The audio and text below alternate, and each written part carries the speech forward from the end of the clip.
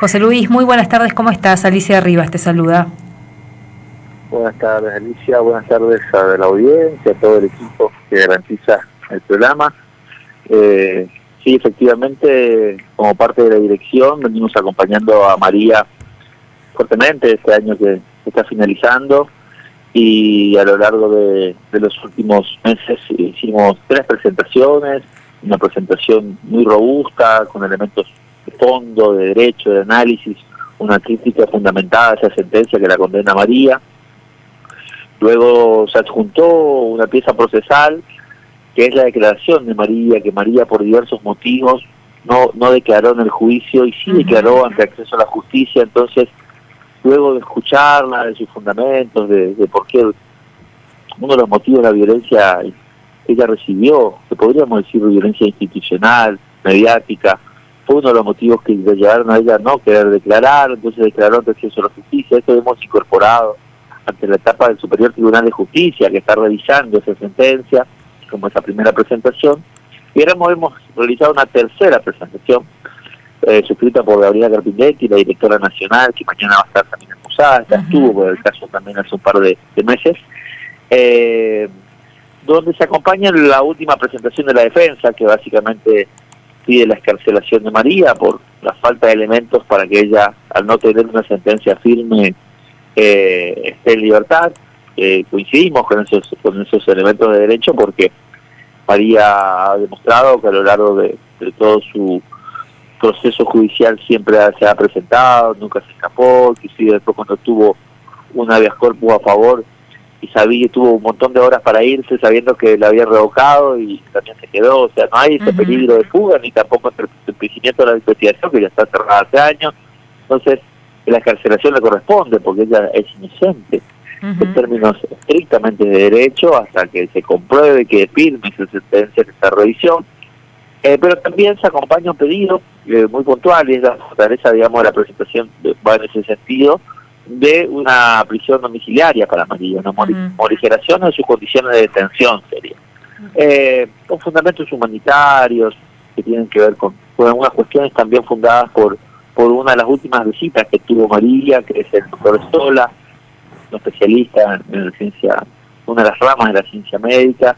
Y bueno, entonces también con todos esos fundamentos nos hemos presentado, puntualmente la directora nacional Gabriela Carpinetti, y bueno, mañana viene también a la provincia a ver la María, a compartir en el penal toda esta problemática de la criminalización de mujeres. Sabemos que es un momento muy duro del año en los lugares de detención, y bueno, también a ver si tenemos otros diálogos y otras instancias. Pensaba un poco también, y creo que lo decíamos en el comentario de apertura, José Luis, Misiones ha como llamado la atención a nivel nacional, no solamente por lo que implica María Obando y esta causa, sino por que es recurrente, hay muchas causas parecidas y hay como un patrón de criminalización ya presente en la provincia. Sí, nosotros tenemos desde acceso a la justicia, a partir de haber tomado más también visibilidad con el caso del acompañamiento, del expediente, del análisis jurídico del caso de María Obando, y también un acompañamiento físico también, porque hemos ido muchas veces al penal, una demanda muy grande de organizaciones feministas, de organizaciones de la sociedad civil, de familias, para que acompañemos también y revisemos, y lo estamos haciendo. Inclusive en un caso vamos a tomar la defensa en el juicio con la doctora Luciana Sommer, que es la abogada titular, digamos, del Centro de Acceso a Justicia Posada. Vamos a tomar la defensa, que no es algo normal que el Estado tome, acceso a la justicia, no las defensorías tomen las defensas, porque vemos muchos casos muy recurrentes con elementos similares. Y tenemos otros que nos están pidiendo intervención, estudio de expedientes, amicus, o sea, que los presentemos con opiniones ante los jueces. Así que es un tema que lo queremos trabajar de manera estructural, a la par de todo lo que hagamos en las causas puntuales. Por eso también mañana vamos a estar en el penal, invitamos a otros actores que sabemos que están trabajando esta problemática. Entonces estamos queriendo también con los articular con quienes acompañan a las mujeres en situación de detención, con la iglesia. Hemos invitado a Cáritas para también tener estos diálogos, estos acompañamientos que a veces nos ayudan a desentrañar las situaciones, entender la profundidad, acompañar de cuerpo presente y no solo estudiar un expediente, y ante toda esa complejidad también ver con todos los actores del Estado en todos sus niveles, como las responsabilidades que nos caben por los convenios internacionales que suscribe la Argentina, de cómo podemos trabajar para mejorar. Tenemos un tema también que hemos pedido audiencia del Superior Tribunal de Justicia en su momento, como era muy específico por una causa, no terminó saliendo esa audiencia. Tenemos expectativas que ahora por una temática más general podamos hacerlo. Estamos trabajando un montón y sí vemos que hay elementos recurrentes, al menos en las causas que nos están llegando, y también los casos que son públicos, ¿no? Que los conocemos también, que somos abogados o militantes de derechos humanos de la provincia. Decía, repasando un poco los datos que pudimos acceder también en relación a los delitos por los que están detenidas las mujeres hoy en el penal de Villa Lanús, datos que de hace 15 días, ponele, y la verdad que la gran mayoría son delitos que podríamos decir están vinculadas a ese rol estereotipado de las mujeres, digamos, ¿no? Y a una mirada bastante sesgada de un poder judicial. Tenés delitos cometidos contra las personas, en su gran mayoría, contra la integridad sexual, contra la honestidad. ¿Qué sería un delito contra la honestidad? Y después apenas 6 personas están detenidas, ya sea por delitos contra la propiedad o delitos federales, que sería el narcomenudeo o el tráfico, digamos, ¿no? Así que hay mucho para trabajar en ese sentido cuando uno ve estos datos. Sí, indiscutiblemente ese es el objetivo ahora, empezar a desentrañar un poquito esas causas, bueno, ver cuáles son los elementos comunes, cuáles no, también dónde están las fallas del Estado para que siempre lleguen a condena y no se pueda buscar una justicia reparatoria, otras vías alternativas de resolución de los conflictos donde la cárcel deje de ser una alternativa, que sabemos que para colmo no es para nada una alternativa eficiente y suficiente. Tenemos un porcentaje altísimo de reincidencia en todo el país, entonces como el dispositivo y sus objetivos tampoco los cumple. Pero bueno, eso es un trabajo que decidimos encarar ahora, sin dejar de hacer lo que ya venimos haciendo, pero profundizar en la comprensión, el análisis, el acompañamiento y también la participación en algunas causas, todo este tema de la criminalización de las mujeres en la provincia de Misiones. José Luis, y en el caso particular de María, en ese análisis que ustedes vienen haciendo de la sentencia, ¿qué cuestiones se marcan desde Acceso a la Justicia? Hay algunos elementos comunes con la defensa y algunos novedosos, a nuestro entender. Uno de los elementos novedosos que nos parece muy grave es que en el caso de María la condenan por un delito que no existe, que básicamente es el delito de mala madre. A María le terminan diciendo, en otras palabras, vos sos una mala madre, y le dan 20 años de condena, pero si miramos los estrictos elementos que requiere el derecho penal para que un delito sea delito, tiene que existir ese delito, ese tipo penal, y tiene que darse esa conducta y no otra. Y acá esa especificación no existe, está estudiada, también son elementos de autores que estudian esta situación similar que el caso de María Obando. Entonces uno de los elementos es aquí no existió el delito porque no existe el delito, entonces están inventando un delito, entonces se están arrogando funciones legislativas, y por lo tanto eso afecta el sistema republicano. Eso sería como una lectura de fondo compleja, simplificarla, a veces explicar otra cosa y no lo que uno está queriendo explicar, porque es una cuestión dogmática de derecho que es muy importante cuando hablamos del derecho penal, porque estamos hablando de la libertad de las personas, estamos hablando de pagaste una multa, una infracción, vas a tener algo menor, ¿no? Entonces, ese es uno de los elementos novedosos que se aportan, podríamos decir, y algo que también al estudio del expediente quedó muy claro es que la la hipótesis de la defensa nunca fue trabajada en ninguna de las instancias, ni en la instrucción, ni tampoco en el juicio. La hipótesis de la defensa básicamente era que esos actos que se le inculpaban a María, se le imputaban, eran en el entorno de la guardadora y no de María, cuando esas personas estaban con la guardadora, quien era responsable, que era otra persona en otro lugar. Eso no se investigó nunca, hay presentaciones en el expediente, investiguen.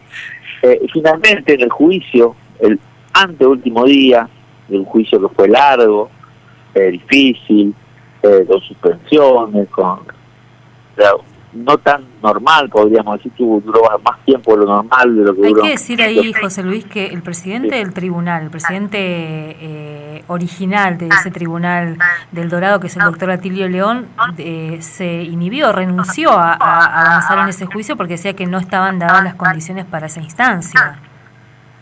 Sí, eso fue uno de los elementos de suspensión que duró, ya no recuerdo, pero duró meses de suspensión. ¿Por qué? Porque el presidente del tribunal, ante una de las presentaciones de la defensa, dice, sí, la verdad que yo estoy de acuerdo con esto, pero estaban en disidencia, entonces él se termina inhibiendo porque consideraba que las condiciones para que él siga en un juicio no había elementos. O sea, que de ser parte de eso se inhibe. No, toda una discusión de derecho podríamos dar también ahí del juez natural, pero en definitiva eso fue lo que sucedió, y vino otro juez, el juez Jordan.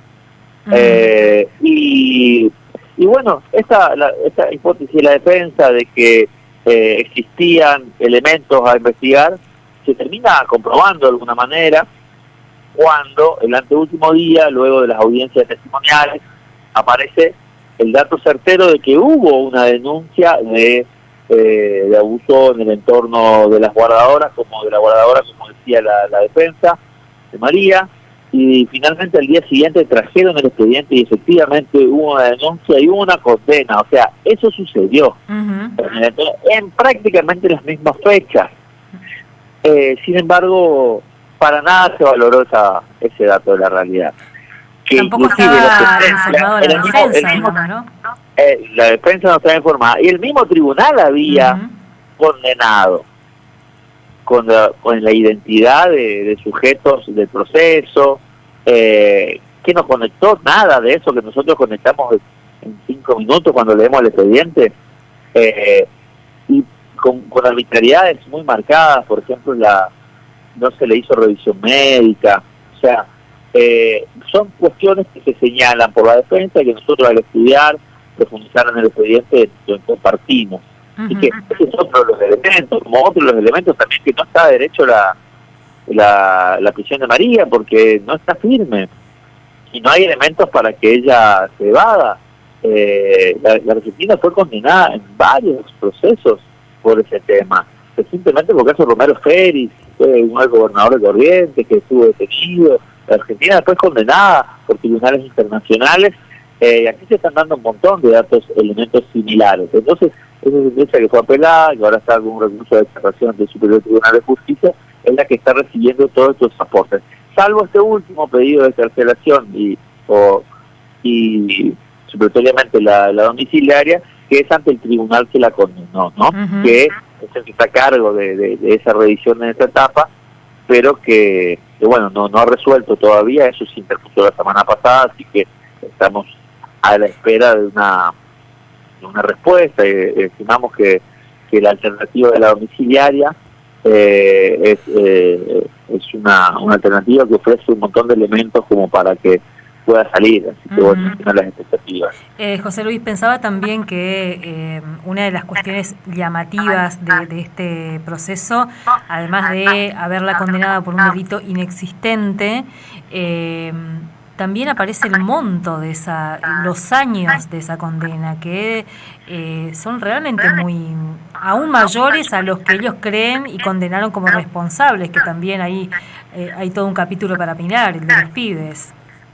Sí, eso es inentendible, ¿no? Pero por ejemplo, hablamos de la posición dogmática de derecho, de la inexistencia del delito. Bueno, cuesta dar ese abordaje, pero esa discusión del monto de la pena me parece que es muy simple. O sea, el tribunal dice que otras personas fueron culpables de esos delitos, que a María le dan más pena que a esas personas. O sea, ¿qué sucede ahí? Hay un ensañamiento, hay una falta de perspectiva de género, de derechos humanos. ¿Dónde están todas las vulnerabilidades de una persona que picaba piedra, que no tenía documentos, que fue abusada desde pequeña, entregada? Quiero decir al aire todas las vulneraciones de la vida que sufrieron, de manera que un tribunal no las contempla en lo más mínimo y le da más pena que a quienes ellos consideran que hayan cometido los delitos. Entonces es de una gravedad importante también ese dato que señalás y que recordás y que por supuesto ha sido valorado también. José Luis, y antes de cerrar, ya que hablamos de los pibes también, ¿no? Porque me parece que ese es un capítulo, el ensañamiento con María tiene daños colaterales y realmente terribles. Uno son los hijos y las hijas de María, ¿no? Porque ese núcleo familiar ya de por sí tan vulnerado, tan vulnerable, con esta condena ha sido aún más vulnerado. Pero esos pibes están presos hace, 7 años. Sí, otro de los elementos que son muy graves al realizar el análisis, bueno, sí, con todos estos fundamentos que te contaba.